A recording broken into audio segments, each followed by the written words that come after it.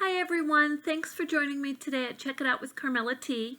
I wanted to share with you how I saved this Regal Geranium that was a beautiful gift to me from my family, and it was starting to die, and I want to explain the few key things that I was doing wrong and what I did to correct it.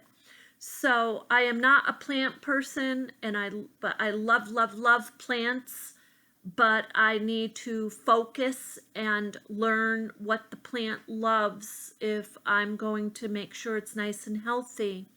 So this plant gets watered when it's the topsoil starting to get a little dry, but when you water it, it has to drain well.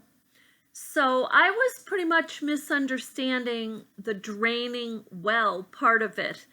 And I was watering it and making sure, I thought anyway, that the water was able to go through the bottom of the flower pot.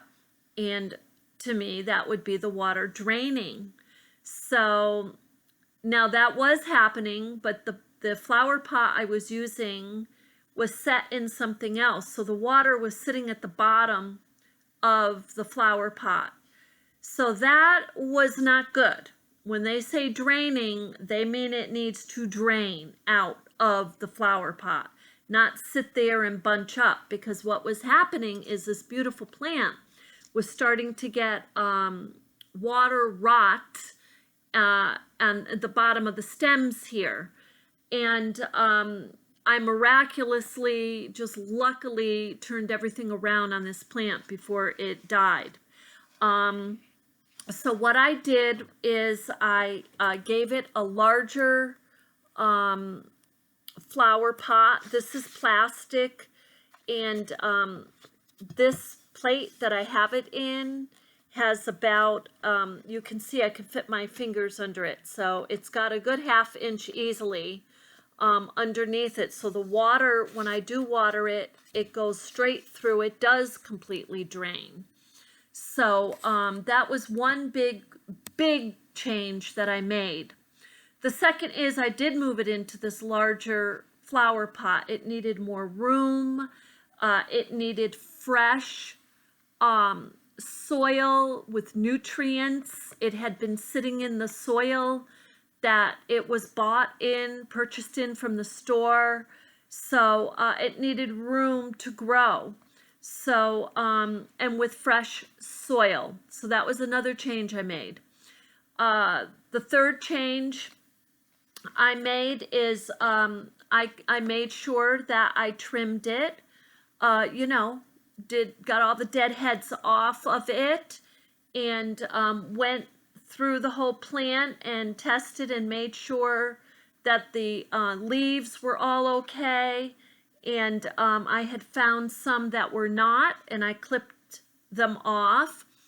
And so I was able to help it restore its vitality that way. And the third thing I started to do is every now and then, I'm putting like eggshells crunched up in the soil and watering it. When it's watering time. Now I'm not watering it a lot. You gotta know it's probably, I want to say it's every 3rd day I'm giving it 1 cup of water. Now that seems to be working.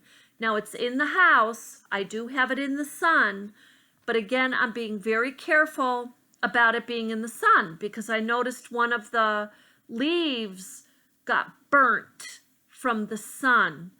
And we're having issues with our climate. The sun is very strong on certain days, certain times.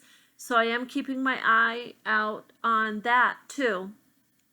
And but those are the main things that I did.